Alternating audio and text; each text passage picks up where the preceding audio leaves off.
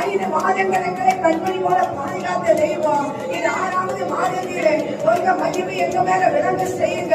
இந்த 6வது மாதம் ஆராய்ந்து முடியாத காரியங்களை எங்கள் வாழ்க்கையிலே செய்வீராக. எத்தனை பேர் ஆண்டவரை பார்த்து கேட்கிறீங்க, ஆண்டவரே இந்த 6வது மாதத்தின் தேவையை சந்திங்கப்பா, எனக்கு அநேக தேவைகள் இருக்கிறதப்பா, பண தேவைகள், பொருள் தேவைகள், ஆள் தேவைகள், சமாதானம், சந்தோஷம், தெய்வீக இறக்கம் எனக்கு கட்டளையிடப்படுவதாக. ஆண்டவரே இந்த 6வது மாதம் என்னை ஆசீர்வாதத்தின் பாதையிலே வழிநடத்துங்கப்பா, ஆசீர்வாதத்தின் பாதையிலே வழிநடத்துங்க. ஆண்டவரை எந்த ஒரு காரியம் இருக்கும் நான் அலைந்து திரிய கூடாது ஆண்டவரை, அப்பா எந்த ஒரு விஷயத்துக்கும் நீ கலங்க கூடாது ஆண்டவரை. தெய்வீக சமாதானம் என்னையும் என் இருதயங்களையும் சிந்தனைகளையும் ஆளுகை செய்ய வேண்டும் என்று சொல்லி எத்தனை பேர் கேட்கிறீர்களோ அத்தனை பேரையும் கர்த்தர் சமாதானத்தின் பாதையில வழிநடத்த போகிறோம். அத்தனை பேரையும் சந்தோஷத்தோடு வழிநடத்த போகிறோம்.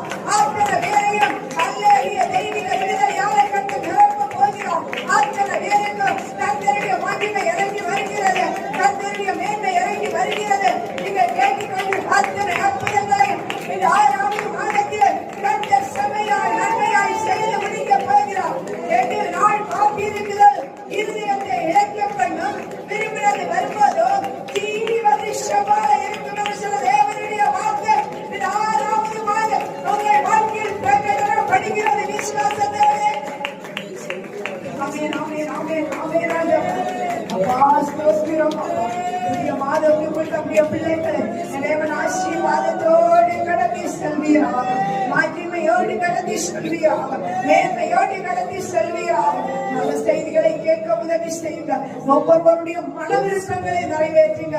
நீ சொன்னீரே உன்னுடைய மன விருப்பத்தின்படி நான் உனக்கு தந்தருளி உன் உதடுகளின் விண்ணப்பத்தை தள்ளாதிருக்கிற தெய்வம் என்று சொல்லி ஒவ்வொருவருடைய மன விருப்பங்களை ஆமென் ஆமென் என்று சொல்லி நிறைவேற்றுவீராக.